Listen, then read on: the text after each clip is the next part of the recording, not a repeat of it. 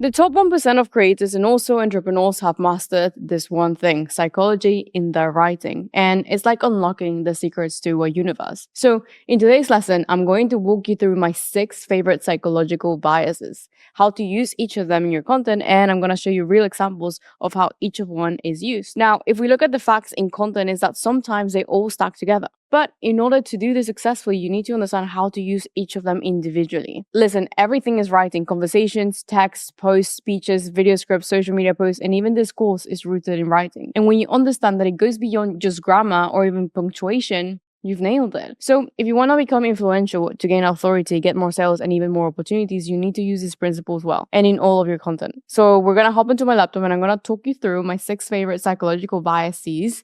And I made a cute little gamma presentation for you guys so I don't go into too many tangents and overcomplicate this because it shouldn't be complicated. If you guys need any reiteration, we can do this in the course. But for now, we're just going to do the quick and easy way to get into psychology without me boring you to death.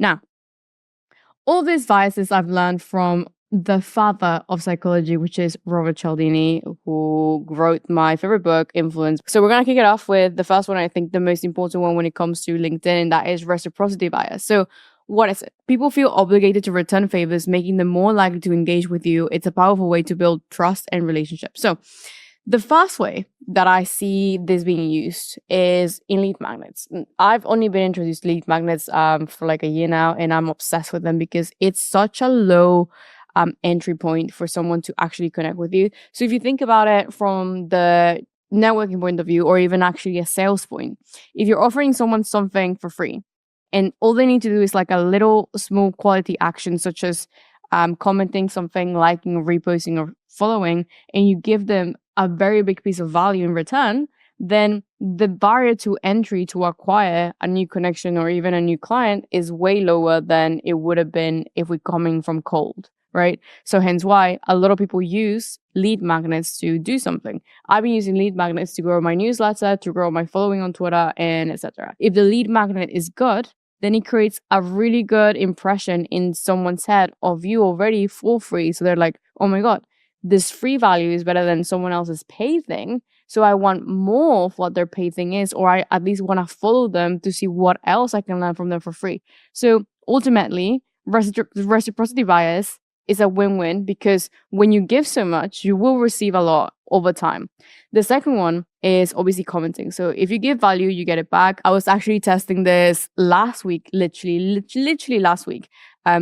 As I speak about comment strategies a lot on LinkedIn and obviously in this course, when you are commenting at scale, so let's say you have your list. I always talk about having 3 lists, top creators, industry peers, and ideal clients. So if you have 10 top creators you're wanting to engage with and you comment in their content literally immediately, if they post at 12, you're there at 11:59 trying to wait for to comment something. If you're there within the first 10 minutes and people like, let's say Justin Welsh see it, if the comment is high quality, then they may see it, they might reply to you, and then if they were like, oh, this is a really good comment, or like this was very valuable, or like maybe very thoughtful, they might comment to your content and like and comment as well, which means that then this creates a cool little snowball effect because let's say someone with 100,000 followers likes your piece of content, then it brings like a percentage of their following onto your content because obviously on the LinkedIn feed, people can see that you're liking their content, right? This is literally one of my favorite tools to use on LinkedIn because it definitely does work. You need to put in the reps first, but after you see it happen, you won't go back. Now, the second one I want to cover is liking bias. Highlighting shared interests and experiences, building trust and rapport. People are more likely to respond positively to those who they're alike and then what they like. So I'm using this specific image because of 2 things. I saw it on my YouTube recommended and I saw a very similar one at the bottom as also recommended. So this emphasizes 2 things. Obviously, the YouTube algorithm knows me very well. Secondly, the YouTube algorithm recognizes what's similar and then what you probably like, and hence why it's recommending to me. So what's happening here? When we perceive someone as similar to ourselves, we tend to trust them more. It could be shared hobbies, values, or experiences, right? So what can I say? That is very similar to me. The mic, the very plain outfits. I like the books, very interesting. I like the plant. But then The differentiator is the background. It's obviously Dubai. He's obviously in a penthouse and he's got a really nice life. And if you actually watched his video, he's got a massive like Rolex. Similar to this guy here, same thing. Exactly the same thing. He's like, very casual style, but the background speaks for itself, but everything else is very like clean. Similar to my setup here, right? So I immediately like them because they're like me.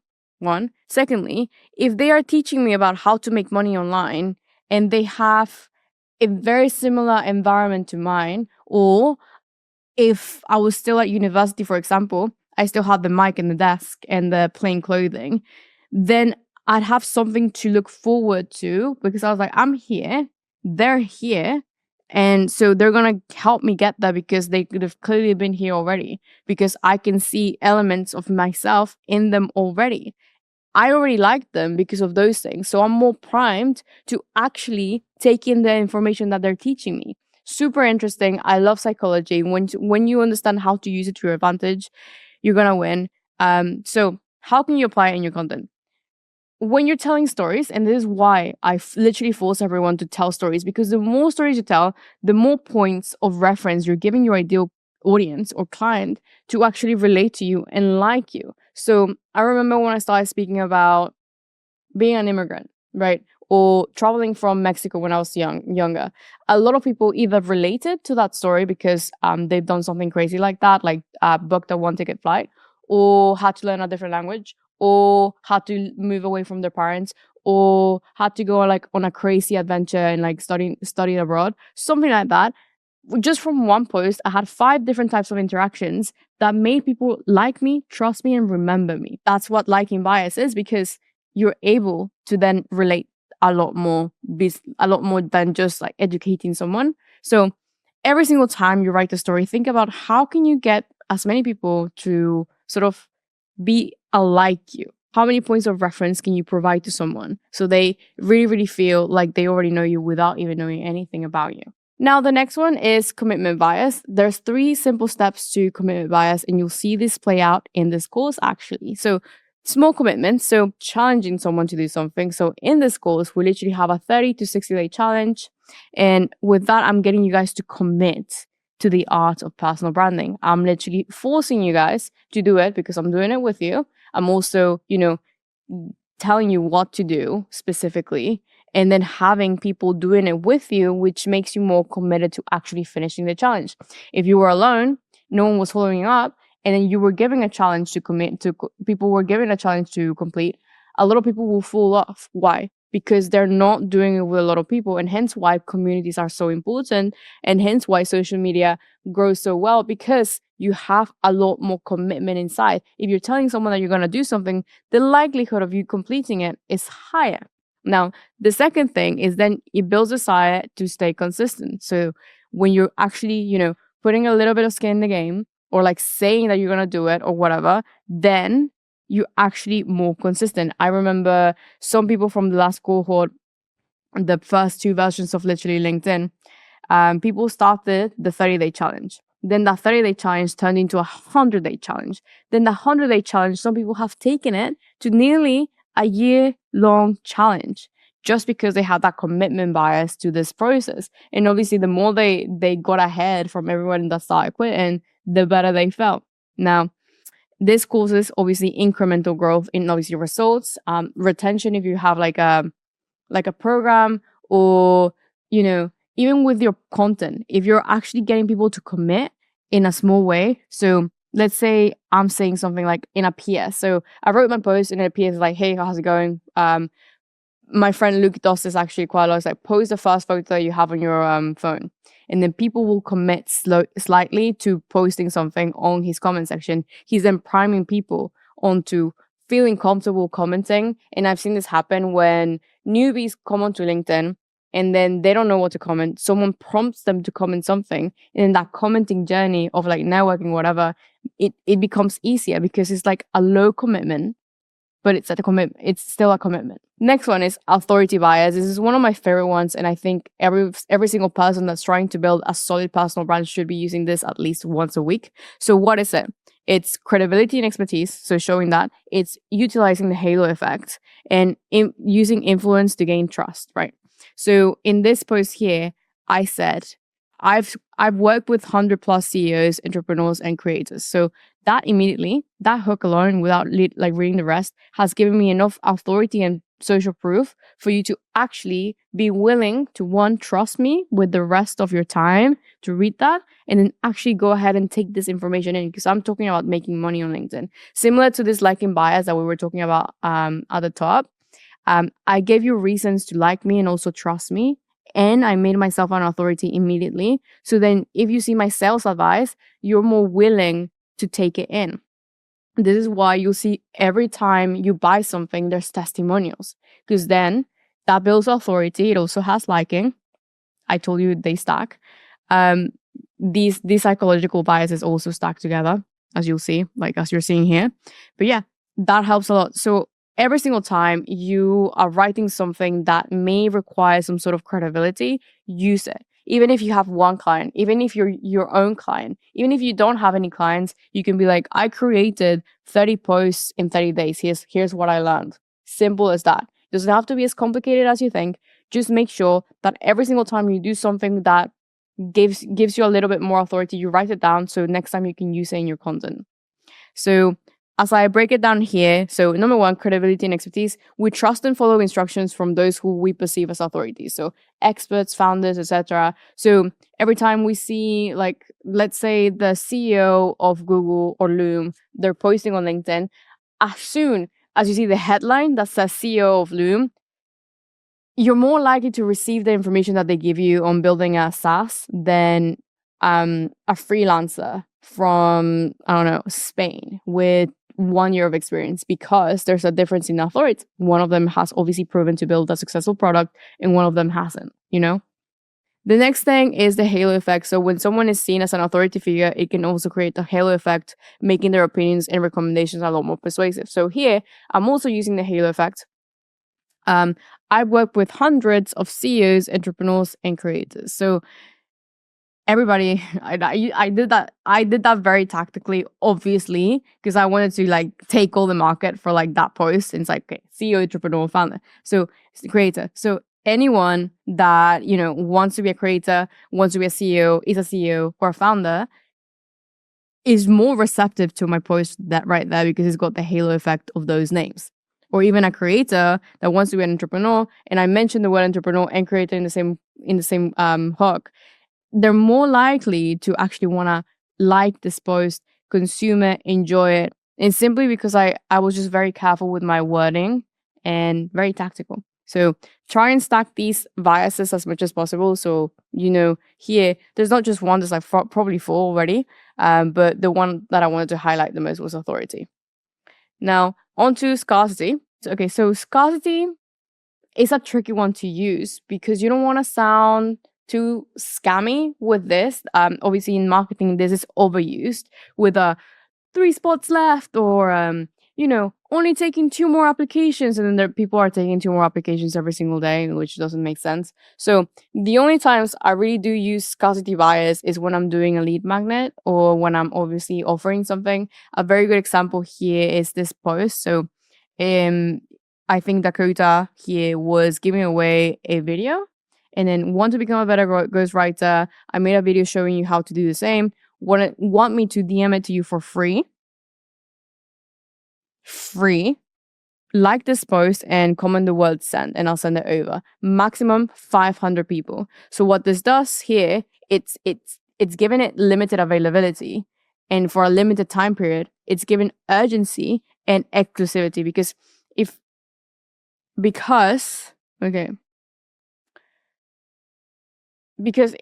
exclusivity is not only coming from the scarcity of how many people are going to be able to get it, but also the exclusivity that this thing that he's giving away, he's taught to someone else who is his private client. So this brings the quality of whatever this is, the video is, up, making it a lot more desirable, right?